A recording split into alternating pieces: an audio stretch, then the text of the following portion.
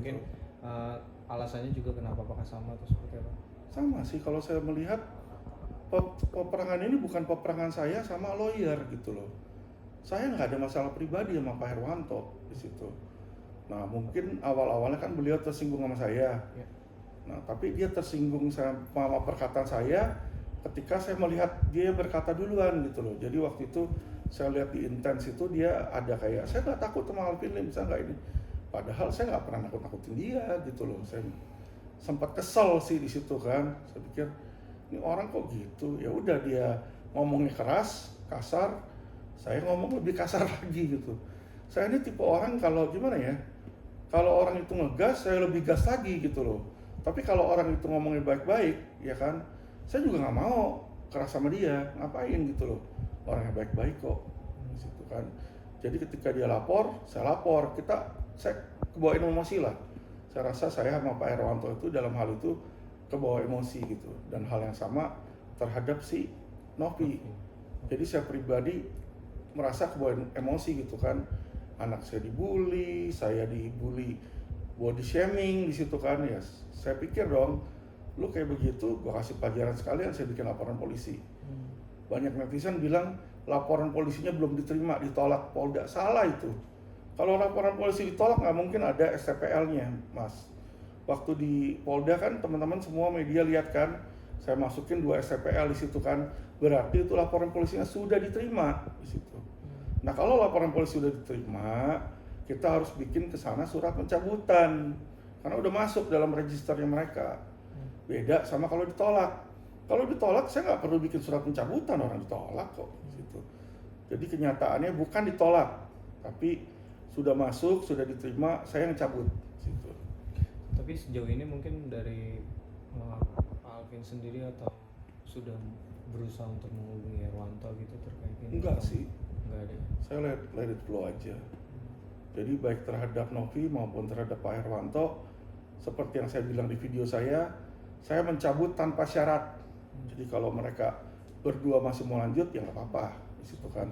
Itu kan hak hukum mereka di situ ya. Jadi saya nggak akan mengemis-ngemis kepada mereka, ya saya hadapin aja. Kalau memang saya terbukti bersalah ya saya jalanin proses. Tapi kalau hukum polisi pengadilan bilang nggak bersalah, ya kan mereka mau gimana juga percuma. Jadi sesuai opini saya, pendapat saya dan keyakinan saya itu nggak akan naik situ. Tapi ya bolehlah mereka berpendapat berbeda. Jadi lebih saya cabut itu adalah walaupun mereka nggak minta maaf sama saya, ya kan, saya anggap saya udah maafin mereka gitu loh. Karena saya kan beraksi seperti itu ada kekesalan dong dalam hati saya dong. Nggak mungkin saya laporin orang ke polisi itu tanpa sebab, ada sebabnya. Saya pikir udah tahun baru, ngapain juga saya nyimpan dendam sama orang, kekesalan sama orang. Udahlah, saya pikir saya maafkan aja gitu loh. Itu aja sih. Tapi Pak Alvin dari pihak Pak Herwanto ini kan masih tetap melanjutkan LPN. Apa-apa. Seperti apa nih?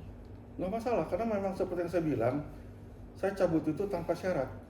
Nggak apa-apa kalau memang menurut beliau itu yang terbaik dilakukan, saya nggak akan maksa di situ. Dan saya juga nggak pernah bilang sama beliau, tolong dong dicabut, nggak ada, sekalipun nggak ada di situ. Ya, itu terserah dari dia, kan dia yang punya laporan. Dia mau cabut silakan, dia merasa itu nggak sesuai ya lanjutin aja nggak apa-apa.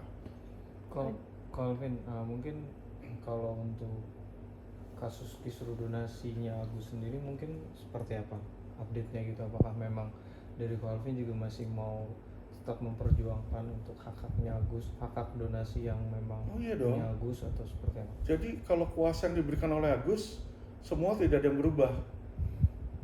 Laporan kepolisian tetap jalan, gugatan tetap jalan. Saya kasih tahu bahwa gugatan itu sudah didaftarkan kemarin. Jadi sudah didaftarkan di pengadilan negeri. Nomor SPP-nya belum keluar, kemungkinan keluar minggu depan. Ya di situ. Dimana kita menggugat Novi dan Yayasan dan Kementerian Sosial itu tetap berjalan. Itu kan memang saya dikasih kuasa untuk itu. Dan saya harus profesional. Selama kuasa saya belum dicabut sama Agus, saya akan dampingi dia sampai akhir proses hukum ini situ. Tapi kalau suatu saat Agus cabut kuasa hukum saya, ya saya mau apa situ.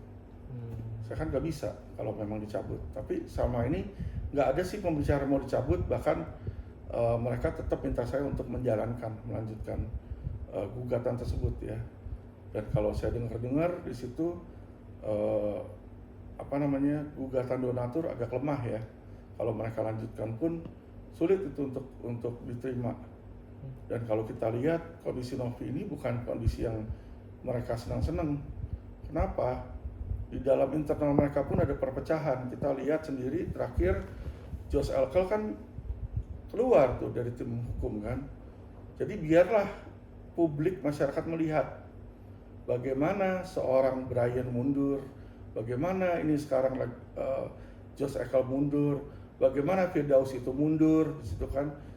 Jadi ya itulah biar lawyer-lawyer ini nanti suatu saat mereka sadar siapa sih yang mereka bantuin, siapa sih yang mereka bela ini, apakah yang mereka bela ini benar seperti pendapat mereka bahwa dia adalah seorang malaikat atau memang orang-orang biasa sama seperti kita yang bisa melakukan kesalahan. Itu aja. Untuk pengobatannya Agus sendiri mungkin saat ini seperti apa? Apa masih menjalani pengobatan gitu atau seperti apa? Pengobatan kalau yang di Indonesia masih. Saya rencana mau kirim anak buah saya minggu depan dampingin Agus ke Singapura. Di situ. Jadi nanti udah di setting up juga sama Bang Farhat. Jadi dari LQ kita datang ke sana sama Agus sama istrinya untuk periksa mata di Mount Elizabeth Hospital itu hospital rumah sakit nomor 1 lah di Singapura itu Mount Elizabeth. Tapi kemungkinan untuk Agus matanya pulih kembali itu berapa persen kira-kira? Wah, saya nggak tahu karena saya bukan dokter. Di situ kalau nanyain hukum saya bisa jawab, tapi kalau nanyain tentang medisnya dia itu saya rasa lebih bagus ditanyakan ke dokternya langsung. Ya karena dokter ini yang memeriksa. Kalau saya kan nggak pernah periksa mata Agus. Kesana berarti kontrol atau langsung sekaligus tindakan sih kok? Periksa dulu di sana pasti, nggak mungkin langsung tindakan. Jadi ke sana datang periksa dulu, masih memungkinkan nggak untuk dioperasi atau tidak di situ. Kayak saya aja cangkok kan, saya udah bawa donor sana gitu kan. Tapi dokternya bilang kamu belum bisa dioperasi duluan. Kenapa? Dia bilang kamu ada 2 infeksi, satu di saluran CDL, satu di paru-paru. Jadi kalau sampai dioperasi itu akan nyerang, infeksinya itu akan nyerang organ baru tersebut, ujung-ujungnya organ baru tersebut akan rusak. Hal yang sama dengan mata Agus gitu kan. Kalau belum diperiksa lebih dulu, dia main asal tindakan, apa yang mau tindakan, orang periksanya belum, ya kan, dia kan harus diperiksa nanti retinanya kah, apanya di situ kan, apakah memungkinkan ini untuk operasi, nanti dari situ baru kita tindak lanjuti. Oke. Ko Alvin, tapi dengar-dengar kemarin mau somasi atau lapor balik keluarga besar pramugari Indonesia, apakah jadi atau? Kan saya bilang kalau memang mereka melaporkan saya, mereka harus tahu konsekuensinya. Konsekuensinya adalah kalau laporan mereka nanti ditolak atau SP3 situ dihentikan oleh kepolisian, saya akan lapor balik situ kan. Karena kenapa? Saya juga udah peringatkan mereka bahwa yang mereka lakukan itu kalau menurut saya nggak pantas.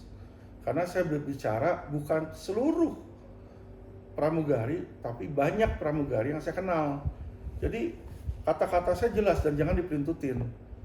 Ya, banyak pramugari yang saya kenal, yang mau laporin saya ke polisi, saya kenal nggak? Kagak. Terus kalau dibilang, oh, tapi Pak Alvin bilang banyak itu minimal 50%, tidak juga. Kalau saya nulis bilang nih, ada 10.000 orang mendemo istana, 10.000 orang, banyak nggak 10.000 orang demo? Banyak. Tapi kalau dari presentasi 270 juta, itu bahkan nggak sampai 0,001%, ya toh. Jadi nggak bisa dibilang pakai presentasi.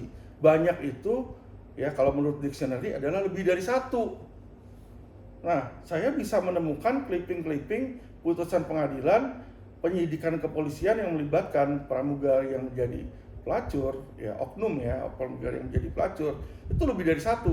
Saya udah kumpulin 100, Bas, situ. Ya, karena kalau kita googling, di situ tulis aja deh kata kuncinya, ya kan. Pramugari pelacur atau pramugari PSK, banyak tuh. Deng. Baik di dalam negeri maupun di luar negeri. Di situ kan saya nggak bilang pramugari mana. bisa aja saya merefer pramugari luar negeri. Ya, jadi nggak bisa dia mengasumsi sendiri, itu aja. Kalau dia tersinggung, berarti saya malah bingung apakah dia benar-benar pelacur sehingga jadi tersinggung. Biasanya orang kalau nggak berasa dia cuek aja. Ya, dan kita pengacara pun sering dikata-katain. Ya, pengacara tuh sering main dua kaki lah, apalah, banyak pengacara nggak bener lah. Terus kalau setiap masyarakat yang bilang seperti itu kita pidanain dengan alasan menyerang profesi advokat, lah, terus polisi kerjanya cuma ngurusin komplainan orang kayak begitu, kata-kataan, kan lucu kalau kayak gitu ya. Jadi saya rasa itu sesuatu yang nggak dewasa sih.